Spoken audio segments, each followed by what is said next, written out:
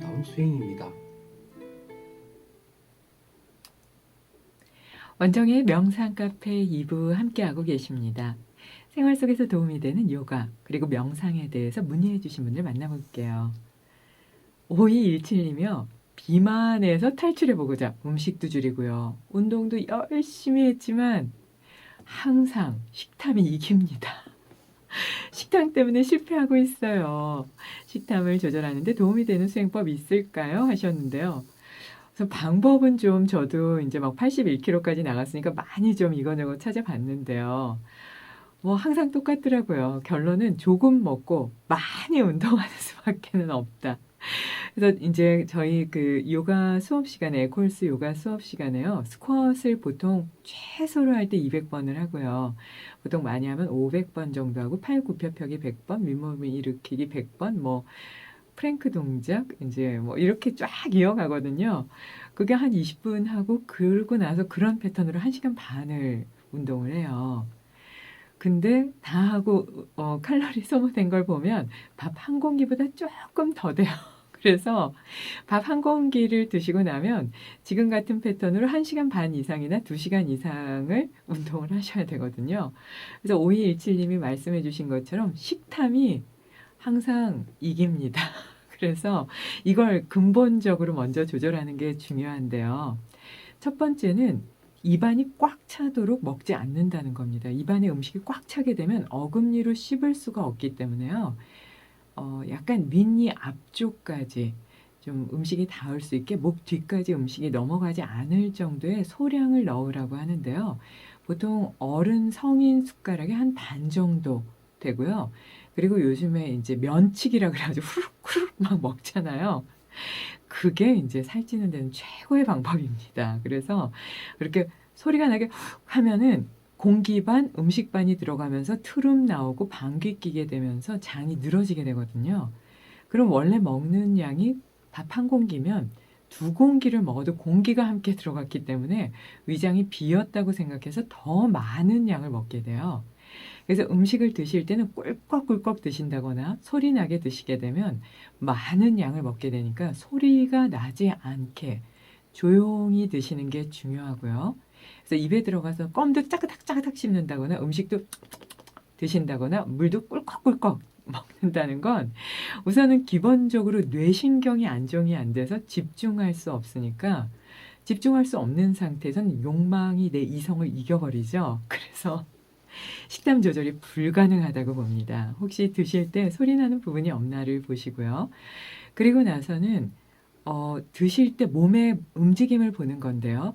음식을 따라가서 후룩후룩 먹게 되면 많은 양을 먹게 되고요. 오른손으로 숟가락을 드실 때는 왼손을 등 뒤로 해서 손바닥을 깔고 앉으세요. 그리고 왼손으로 드실 때는 오른손을 등 뒤로 해서 손바닥을 엉덩이로 깔고 앉는 거예요. 그러면 가슴이 이렇게 쫙 열리면서 음식으로 입이 따라가지 못하게 되거든요. 그럼 음식과의 거리를 두면서 충분히 냄새도 맡고 눈으로도 보면서 조금 고요하게 욕망을 나눌 수 있는 시간이 되기 때문에 많은 양을 먹지 않게 되는데요. 드시면서 혹시 반대손을 주먹을 쥐고 계시다면 아, 내가 많은 에너지를 모으고자 하는 기본적인 욕망이 있구나 보시면 돼요. 그럼 식탐도 더 늘어나게 되거든요. 그래서 어린아이들이 성장하기 위해서 주먹을 꽉 쥐고 먹지요. 보통 주먹을 쥐고 드시는 분들이 보통의 양보다 좀 많이 먹게 될 수 있다고 보니까요. 이건 무드라의 일종인데요. 드실 때 반대손은 어떻게 하고 있나도 보시는 게 중요합니다. 그리고 식탐을 조절하기 위해서는 먹을 때는 먹고 걸을 때는 걸으라는 어르신들의 말씀처럼 드실 때 TV를 보신다거나 또는 영화를 보면서 이렇게 뭐 팝콘을 먹는다거나 이러면 비이상적으로 살이 찌게 된다고 해요. 그래서 어린아이들한테 만화 영화 보게 하면서 먹게 하는 건 위험하다고까지 하거든요. 그래서 드실 때는 음식을 정확하게 보고 어떤 양을 어떤 음식을 어떤 방법으로 내가 섭취하고 있는가를 명확하게 본다면 식탐을 조절하는 데 도움이 될 수 있고요. 가장 중요한 건 어금니로 최소 36번 씹는 겁니다. 근데 먹다 보면 막 달린다 할 정도로 먹을 때가 있죠. 나 이거 놔야 되는데. 근데 안 될 때가 있어요. 그럴 때는 그냥 벌떡 일어나세요. 그래서 마루를 좀 한 바퀴 돈다거나 아니면 회식 중이면 저 화장실 좀 갈게요 하시고 이렇게 그 주변을 한 1, 2분 정도 돌고 다시 앉게 되면 식욕에 집중했던 욕망이 분산되면서 식욕을 조절하는 데 도움이 될 수 있다고 봅니다. 저는 방법은 다 알지만 좀 어렵더라고요. 혹시 성공하시면 꼭 문자 주세요. 그리고 성공하시기 바랍니다. 새싹으로 들어오셨네요. 반갑습니다. 4536님이요. 생방송인 줄 알았는데 왜 생방송이라고 표시가 되나요? 하시면서 유유 막 하셨네요.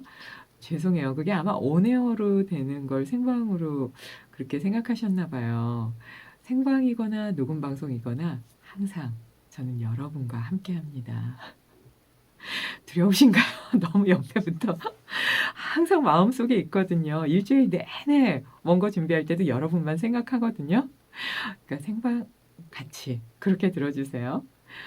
제가 톡방에도 문의를 드렸는데요. 참선이나 명상할 때 입을 다물고 위아래 어금니를 붙이라고 하는데 저는 그게 신경이 쓰여서 명상이 안 됩니다.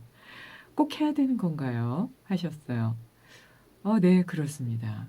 이거 중요하거든요. 어금니를 붙여야지만 뇌신경이 안정이 돼요. 그래서 앞에 분 5217님이 물어보셨을 때도 드실 때 소리가 난다거나 말이 많거나 무의식적으로 말을 하는 사람들은 믿지 말거나 그 사람들은 지혜롭지 않기 때문에 상의조차 하지 말라고 하거든요. 그래서 불교에서도 침묵을 하지만 모든 종교에서 침묵을 중요하게 얘기하는 건 어금니를 붙이고 있는 부분이 중요하기 때문이기도 하고요. 뇌과학에서는 어금니를 많이 움직이는 건 뇌신경을 불안정하게 만든다고 보기도 하지만 딱딱 씹게 되면 오히려 정확하게 운동을 시키는 게 돼서 뇌신경이 강화된다. 이렇게까지 얘기를 해요. 그래서 어금니를 붙이고 있는 거는 뇌신경을 안정시키는 데 많이 도움이 되고요. 또 어금니를 붙이게 되면 숨이 들어가는 길이 잘 열리게 되면서 깊은 숨을 쉬게 되는 데도 도움이 될 수 있어요. 그래서 꼭 어금니를 붙이는 게 중요하고요. 무엇보다 뼈의 끝은 말초신경의 순환과 직접적인 영향을 이렇게 받기 때문에 조금 어색하셔도 어금니를 붙이고 있는 게 말초신경을 고요히 해서 숨을 깊게 한다거나 집중력을 향상시키고 뇌신경을 안정시키는 데도 도움이 될 수 있으니까요. 처음에 조금 어색하고 힘들다 하시면 처음에 몇 분간은 붙이고 잠깐 떼었다가 또 붙이고 떼었다가 하는 거를 좀 해보셔도 좋을 것 같고요. 평상시에는 항문 괄약근을 강하게 조이면 어금니를 붙이는데 도움이 될 수 있어요. 항문 괄약근이 열리면 입이 그냥 무의식적으로 그냥 줄줄줄줄 말이 새는 말이 나가게 되고요. 그리고 음식 드실 때도 소리가 나게 되거든요. 그래서 어린아이는 항문이 꽉 조여져 있기 때문에 먹을 때 소리가 나지 않고요. 나이가 들면서 이제 항문이 완전히 열리면 생명의 줄을 놓게 되잖아요. 그때가 되면 말이 많아지고 쉬지 않게 하게 되고 어떤 말을 했는지도 모르면서 입은 계속 열려 있고 식사 이후에도 쩝쩝쩝쩝쩝 이렇게 소리를 낸다고 보거든요. 그래서 말이 많거나 음식을 드시거나 물을 드실 때 소리가 나는 분들은 이미 생명력이 많이 떨어졌다고까지 얘기하는 분도 계세요.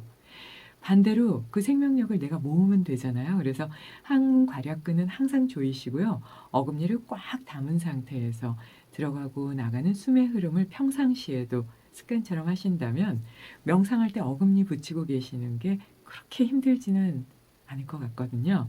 그러니까 조금 늘려보시면 어떨까 싶습니다. 잠시 음악 듣고 오겠습니다. 엘 보스코의 니르바나.